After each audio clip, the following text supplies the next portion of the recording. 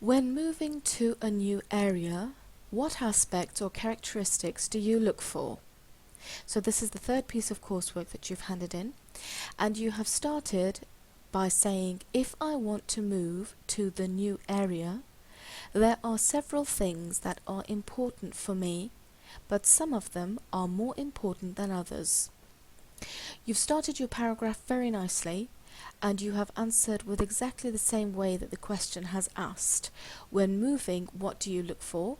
And you have started by saying, if I want to move, there are several things which are important, some more than others, which is very good. And so you have offered a very brief introduction to the reader of what your essay is going to be about. If I want to move to the new area, so you've taken on board from last time that when we have an adjective-noun combination, we need an article, which is very good. But the area that we're talking about, we haven't actually mentioned it up to now. This is something that you have not mentioned up to now. So you might want to take another look at the article that has been used there. Okay, so this is the first time that we're talking about area. And when it's the first time that we're talking about an area, I would be inclined to maybe use a different article, because it's the first time that we've actually mentioned something, so it's not yet known to the listener or the reader. There are several things that are important for me, but some are more important than others. A very good use of comparative adjective there. Next paragraph. One of them that is really important for me is transportation, because I don't have any car at the moment. So I have to live in an area which is close to public transport, such as bus, electric train, etc. Again, your punctuation is very good. Started with a capital, you've got your commas, you've got your full stops, very good. You have started by highlighting the very first aspect, one, which is very important, is transportation. You've taken on board from the last session that the noun for transport is transportation. Very good. I can also see, once again, you've taken on board the correct direction of the apostrophe. Very well done. I don't have any car at the moment. I'm going to underline this word, any. You've used it in the correct sense in that you've used it in a negative sentence, don't have. So we do use any with negative sentences, that's right. But I'd like you to take a look at the noun which follows. Okay, so I'm going to underline all of this, okay, and the highlight is going to be on any. So I'd like you to take another look at this, bearing in mind that your noun is singular. You might want to take another look at any that you've used here. Any car at the moment. So I want to live in an area which is close to public transport, such as bus, electric train, etc. So what you've done is you've given your opinion, you've given your reason, and you've also included some examples. Fantastic. Second one, that is most important for me is rate of crime. Okay. Well done in using crime in the singular. It's general, so it's used in the single format. Very good. Rate of crime, yes, but I would be inclined to add a little something before here. Okay, so I'm going to highlight this, and there is something that you might need here. Rate of crime. This would be seen as a compound noun, so it's all together, and bearing in mind what we usually bring before a noun, I'd like you to see if you can fill in the gap here.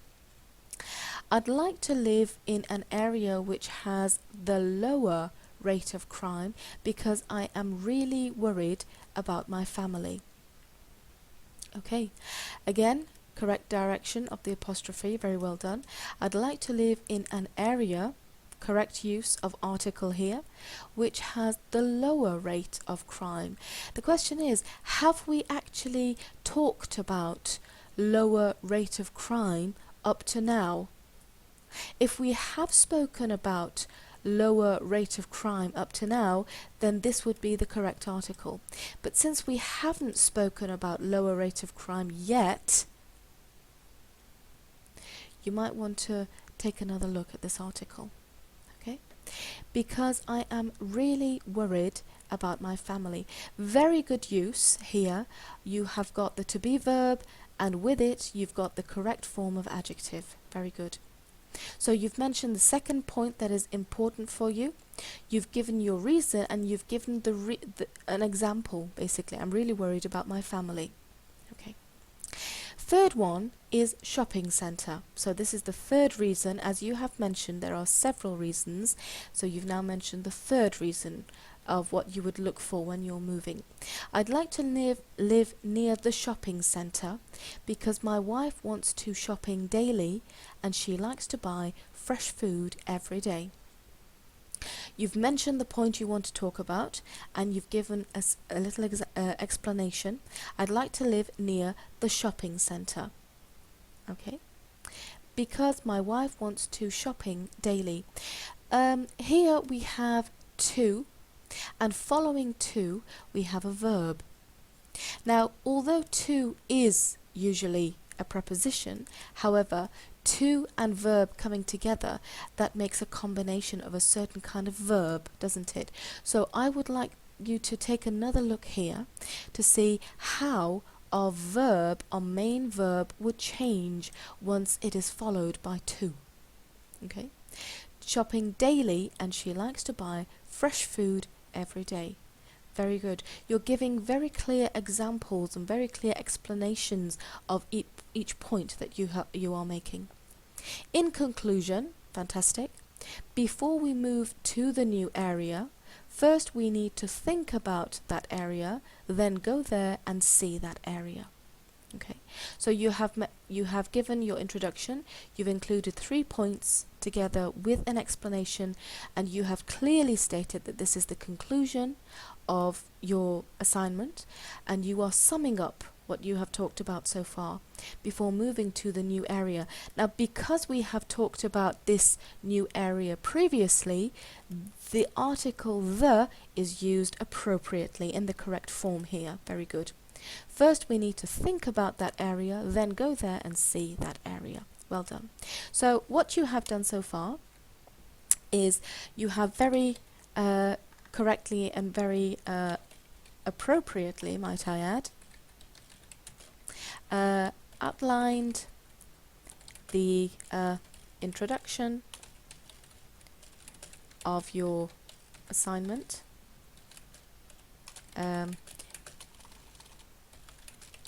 giving the reader a clear view of what you'll be stating in it. So I'm talking about the assignment. With your introduction, you give a very good indication of what your assignment is going to be about. You've clearly listed 3 items. You've also included examples and further explanation to each one, which was very good. You also included a conclusion which brings to an end your assignment, and it clearly gives the reader an idea of all the important points that you have mentioned. So included a conclusion summing up what you have said so far. Very, very good. What I would like you to look at is, I'd like you to look at the article which we use for negative single versus plural sentences. Okay, that's something you might want to look at.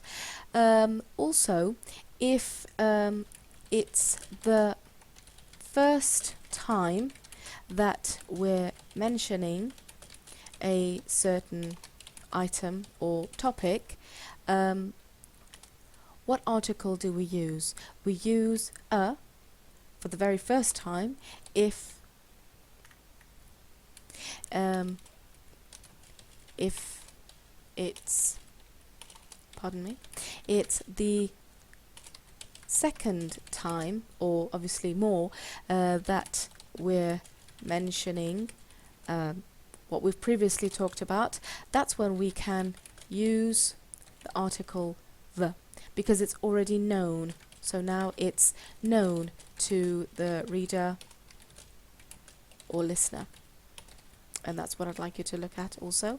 And finally, the point that we made here was what follows. What follows in the form of verb to.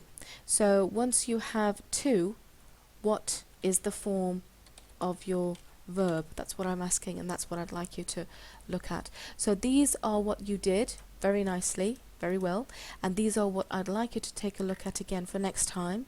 Apart from that, you answered the question very clearly.